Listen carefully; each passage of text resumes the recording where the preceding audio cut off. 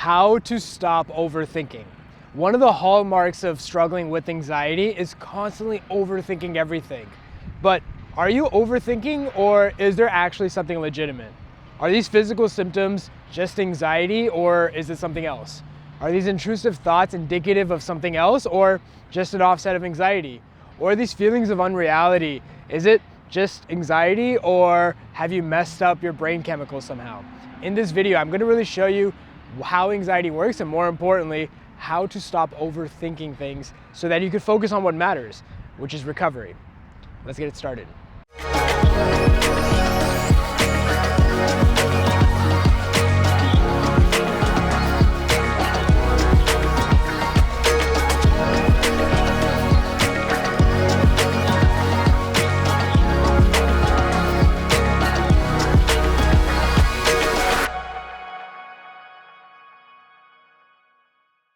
So before we get started, it's a good idea to really understand how anxiety works. So much about recovery is really just understanding what's happening.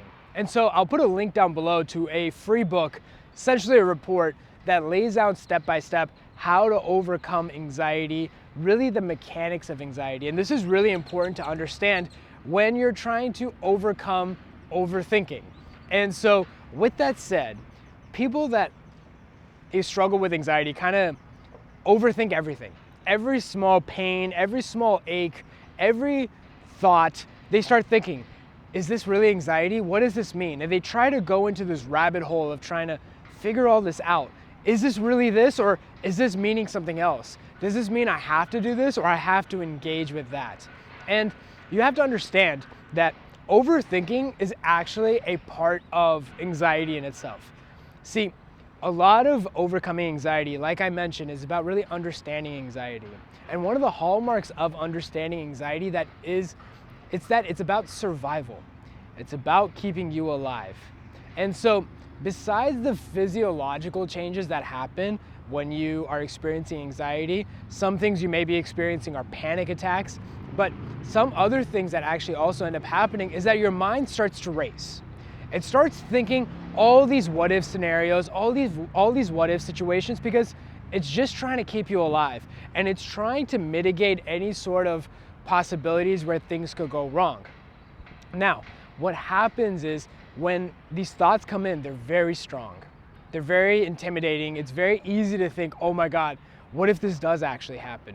Anxiety is great at looking at all the bad case scenarios, grabbing the scariest one and magnifying that the most. And so one of the things to really understand about anxiety, and honestly in general about the mind, is that there's an important distinction that needs to be made. There's a distinction that needs to be made between thinking and thoughts, right? Now historically we kind of think it's the same thing. Thinking, thoughts, it's all the same, right? Not quite. So let's break this down. Thoughts come and go. You actually have no control over thoughts. For example, let me say, don't think about a pink elephant. You're gonna think about a pink elephant. Fight it all you want. It's not gonna happen. You're gonna think about it. That's just how the mind works. Anytime you try not to think about it, well, you're thinking about it. And so thoughts come and go.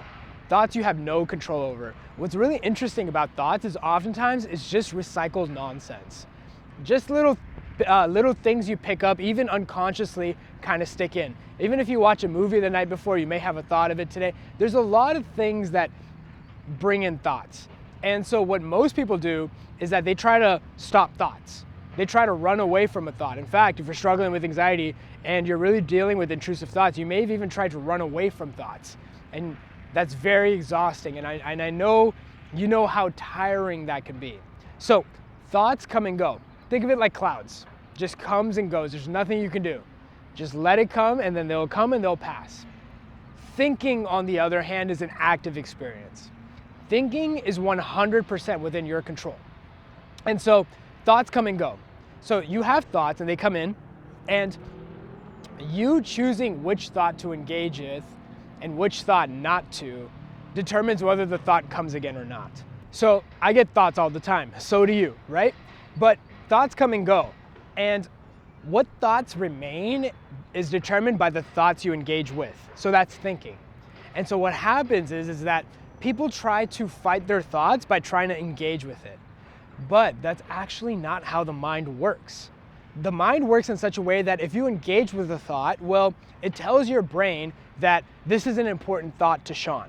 And because this is an important thought to Shaan, we're gonna bring it up again. See, think of this as an example, right? You don't have thoughts, intrusive thoughts about tacos or pizza. You don't have intrusive thoughts about those things. But you have thoughts about, well, what if this is something else? What if I am going crazy? What if there's a chemical imbalance? What if there's an actual physical symptom that's actually causing all this? What if this isn't anxiety, right? Theoretically, the thoughts are exactly the same. They're no different than the thoughts of tacos or nachos or something like that. But the thing is that it's your engagement that actually determines whether the thought stays or not. Now, I know they have different meanings to you. Obviously, things going wrong or what if it's something else has more weight because, well, it's about survival, right? It's about keeping you alive and you want to be healthy, and if there is something wrong, you want to get it addressed. But here's the thing. Almost everybody that I meet has gotten everything ruled out by their doctor multiple times. And so it's not about finding something that isn't there. It's just that there is nothing there to begin with. And so, but what happens is that the thought remains.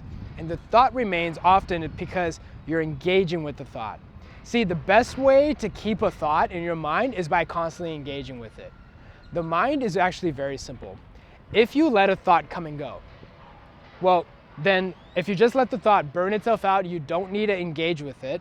Thoughts come and go. Thinking is 100% in your control. If you don't engage with it, well, it's kind of like clouds. Before it was cloudy, now there's the sun in my face. You just let the cloud go, but you don't try to chase the cloud. Oftentimes thinking is about chasing the cloud. But if you don't do that, well, the sun comes out and everything is okay. So most people think they have to fight with the thought, right? What if it's not anxiety? Well, no, based on Shaan's video, it says it's anxiety. Yeah, but what if it's not? Oh, okay, well then if it's not, then what should I do? Well, maybe you should Google search. Okay, I Google search. Oh no, this is this and that. Oh no, see, look, you gotta get it. And so what happens is that the thought kind of remains. But instead, if you just differentiate, if you decouple thoughts and thinking, well, then thoughts will stay. And what happens is that if you just let the thoughts be there without thinking, well, it burns itself out. And then a thought comes and goes faster. And what happens over time is that thoughts actually end up losing a lot of weight. And over time, thoughts kind of become meaningless. And ironically, once you stop caring so much about the thought actually goes away. This is how recovery happens. This is how people overcome. It's not that they fight with the thought and then the thought goes away and then it never comes back and the thought surrenders. It's just whether the thought is there or not doesn't really matter. So I hope this video really helped you. If you're trying to figure out more about how to overcome, not just overthinking, but struggling with anxiety symptoms, physical symptoms, if you're struggling with depersonalization, derealization, one of the best ways is by really understanding the mechanics of what's happening. And so if you really want to know more, I'll put a link down below to my Instagram. I'm putting daily tips and tricks on really helping you fully overcome it. Furthermore, there's also a private Facebook group that I'll link down below. In that group, I'm actually helping people overcome this. Not just tips and tricks, but actually helping people fully overcome this so they go on to live without even needing to watch these kinds of videos or really trying to always cope or manage. They're focused on overcoming this. So I'll put the link down below. When you click the link, it's gonna ask you 3 specific questions. It's very important that you answer these questions to the best of your ability. If you've been on a forum, you can tell it gets very toxic. There's a lot of fear mongering. Although it comes with good intentions, it's really easy for people to scare each other, and it becomes kind of counterproductive in people's recovery journey. So this is a place we don't want that to be the case. This is somewhere we really want to maintain the integrity. So the link is down below. Check out that link, and I'll see you in the next video.